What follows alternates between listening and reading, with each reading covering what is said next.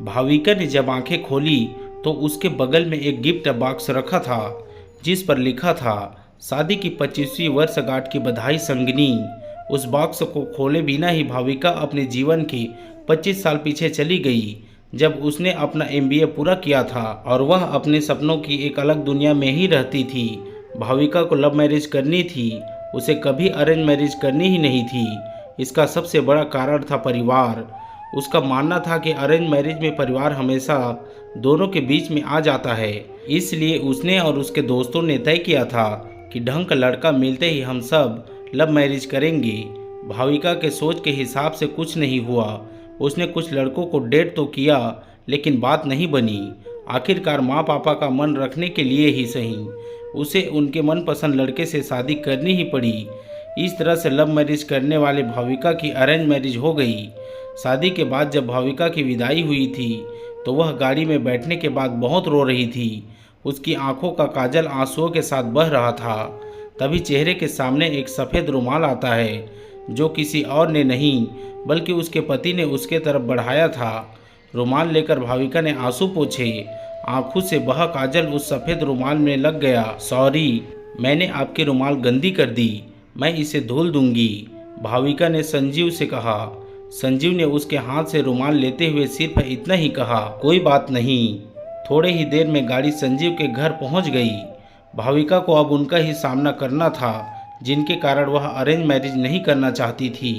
दरवाजे पर परिवार के सभी सदस्य आरती की थाली लिए नई दुल्हन का इंतजार कर रहे थे। भाविका का स्वागत सभी ने धूमधाम से किया।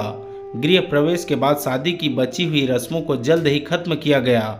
भाविका की सास ने अपनी बेटी से कहा, भाभी को उनके कमरे में ले जा, आराम करने दे, बहू बहुत थक गई है। रागिनी तुरंत उठी और भाविका को उसके कमरे में ले गई। भाभी आप यहाँ आराम करिए, कुछ भी ज़रूरत हो तो मुझे बुला लेना। भारी लहंगे और जेवरों को उतारने के बाद भाविका फ्रेश होकर सो गई। 5 घंटे बाद उसकी आंख खुली तो देखा कि रात के 8 बज रहे थे। संजीव को कमरे में आता देख वह थोड़ा सकपका गई। अरे आराम से, ऐसे झटके से नहीं उठते हैं, संजीव बोला। हल्की मुस्कान के साथ भाविका बोली, लगता है कि मैं कुछ ज़्यादा ही सो गई। तभी दरवाजे पर दस्तक के साथ भाविका के सास अंदर आते हुए बोली, नहीं बेटी, शादी की थकान है, चंद घंटों की नींद से थोड़ी जाएगी, लो खाना खा लो और उसके बाद फिर सो जाना। जब भाविका ने खाना की प्लेट देखी तो उसकी आंखों में आंसू आ गए। प्लेट में उसकी पसंदीदा मटर मशरूम की सब्जी, रोटी और मेवे की खीर थी। मम्मी जी, आपको कैसे पता कि यह मेरा पसंदीदा खाना है? भाविका ने अपने सास से पूछा। इतने में रागिनी पानी की बोतल लाते हुए बोली, परिवार में सबको एक दूसरे की पसंद पता है भाभी, इसलिए आपके आने से पहले ही आपके जानने वाले लोगों के साथ बातचीत करके भैया और मम्मी ने आप पर पूरी PhD कर ली है। अब आपको कुछ बताने की ज़रूरत नहीं है, हमें सब पता है कि आपको क्या पसंद है और क्या नहीं। रागिनी की ये बातें सुनकर भाविका ने अपने सास का हाथ चूम लिया। थैंक यू मम्मी, मुझे इस परिवार में अपना एक अलग दर्जा देने के लिए। उस दिन से भाविका के मन में परिवार को लेकर रहने वाला डर कहीं दूर चला गया। उसने परिवार को अपना माना और परिवार ने उसे अपनाया। इस तरह से हंसी खुशी रहते हुए भाविका और संजीव की शादी को आज पूरे 25 साल हो चुके थे। भाविका ने अपने अतीत से वर्तमान में आते हुए उस गिफ्ट बॉक्स को खोला तो देखा उसमें काजल लगा हुआ वही सफ़ेद रुमाल था जिससे भाविका ने अपने विदाई के आंसू पोंछे थे।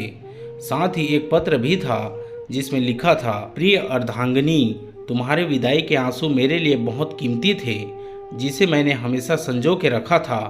मुझे पता था कि तुम एक परिवार छोड़कर आ रही थी, इसलिए यहाँ पर हमने तुम्हारे लिए एक दूसरा परिवार तैयार कर रखा था। मेरे साथ अपना जीवन साझा करने के लिए शुक्रिया। शादी की वर्षगांठ पर बहुत सारा प्यार, तुम्हारा संजू। दोस्तों, कहानी अच्छी लगी हो तो वीडियो को लाइक शेयर करके हमारे चैनल को सब्सक्राइब भी कर लीजिए। धन्यवाद।